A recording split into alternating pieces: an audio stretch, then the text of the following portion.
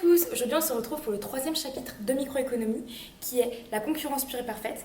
Ce modèle positif et normatif de concurrence vise à atteindre le meilleur état possible de concurrence. Tout d'abord, nous allons voir les conditions nécessaires pour être en situation de concurrence pure et parfaite. Le premier point, c'est l'atomicité. L'atomicité, c'est-à-dire que personne ne peut modifier le prix du marché. Le second point est l'homogénéité, c'est-à-dire que les clients ne doivent pas pouvoir faire de différence entre le même produit qui est produit par différentes firmes. Le produit est donc homogène. Ensuite, il n'y a aucune barrière à l'entrée et à la sortie du marché. C'est-à-dire que tous nous pouvons ouvrir et fermer notre boulangerie ou quelques types de firmes que nous souhaitons. L'information liée au produit doit également être transparente, c'est-à-dire qu'elle doit être la plus complète et parfaite possible pour les consommateurs. La dernière condition nécessaire pour être en situation de concurrence pure et parfaite est la libre circulation des facteurs de production, c'est-à-dire qu'ils doivent être mobiles dans le temps comme dans l'espace. Si ces 5 conditions sont respectées, on dit alors que le prix est ferme et unique et l'entreprise est donc en situation de price taker. Nous allons ensuite voir l'équilibre à court terme avec notamment la quantité à produire. Comme nous le savons déjà, le chiffre d'affaires est égal à la quantité fois le prix unitaire. C'est également notre recette totale. Le chiffre d'affaires est fixe alors que le profit est variable. Le profit se calcule de la manière suivante. Notre recette totale moins les coûts totaux. Par choix, nous allons donc produire tant que notre coût est inférieur à notre recette. Maintenant que nous avons vu la quantité minimum à produire afin d'avoir du profit, nous allons voir quand est-ce que le profit est maximisé. Le profit est donc maximisé lorsque la droite du coût marginal est parallèle à la droite de la recette marginale. Il faut également savoir qu'en situation de concurrence pure et parfaite, les droites des coûts totaux et recettes totales se confondent respectivement dans celles du coût marginal et de la recette marginale. De plus, en situation de concurrence pure et parfaite, la recette marginale est constante et égale puisque chaque unité vendue est vendue au même prix. Ce graphique peut donc souligner tout ce que nous avons dit auparavant.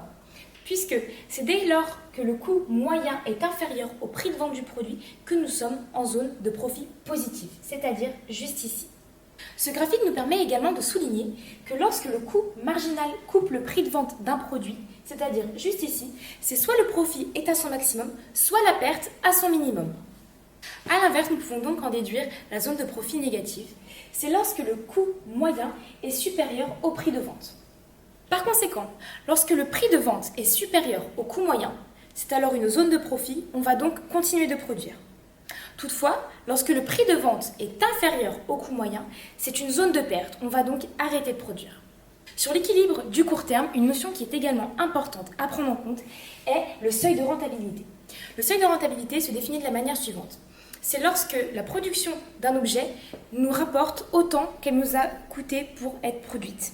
De manière graphique, nous pouvons la trouver de la manière suivante. C'est lorsque le coût moyen est égal au prix de vente. C'est donc en ces 2 points. Au niveau du seuil de fermeture, nous devons déjà bien comprendre la nuance entre les coûts fixes et les coûts variables. Les coûts fixes seront toujours là et peu importe que je produise ou non, nous devrons toujours les payer. Par exemple, un loyer.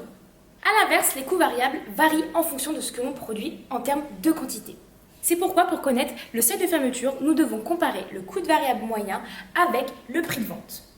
Si le prix de vente est inférieur au coût variable moyen, l'entreprise a plutôt intérêt à fermer l'entreprise avant qu'elle ne fasse totalement faillite. A l'inverse, si le coût variable moyen est supérieur au prix de vente, elle doit continuer de produire. Le seuil de fermeture est alors lorsque le prix de vente est supérieur au coût variable. Ensuite, nous allons voir l'équilibre long terme. Sur l'équilibre long terme, le seuil de rentabilité et le seuil de fermeture sont les mêmes. Pourquoi ? Puisque l'offre va augmenter et la demande va diminuer. L'égalité suivante nous donne donc la formule pour avoir le seuil de rentabilité et le seuil de fermeture. C'est donc le coût variable moyen qui est égal au coût moyen qui est égal au prix de vente.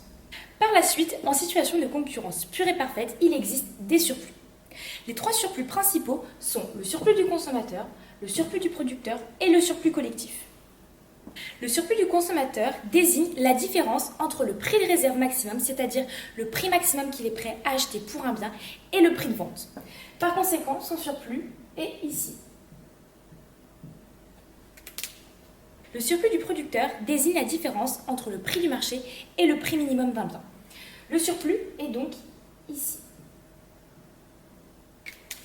Le surplus collectif désigne la somme entre le surplus du consommateur et le surplus du producteur. Ça sera donc cette partie. Et voici enfin un moyen mémotechnique pour retenir les différents surplus, que ce soit le surplus du consommateur juste ici, le surplus du producteur juste ici, et enfin le surplus collectif qui est la somme des deux avec ces deux parties. La dernière notion qui sera abordée dans ce chapitre de la concurrence pure et parfaite est l'équilibre Pareto optimal. En effet, M. Pareto souligne le fait qu'il y a toujours un perdant, c'est-à-dire que même lorsqu'on améliore sa propre situation, on dégrade celle des autres. Ce graphique-là peut souligner cette idée, puisque la firme 1 est présente ici, la firme 2 est ici. Au point A, la firme 1 est supérieure à la firme 2, alors qu'au point B, la firme 2 est supérieure à la firme 1.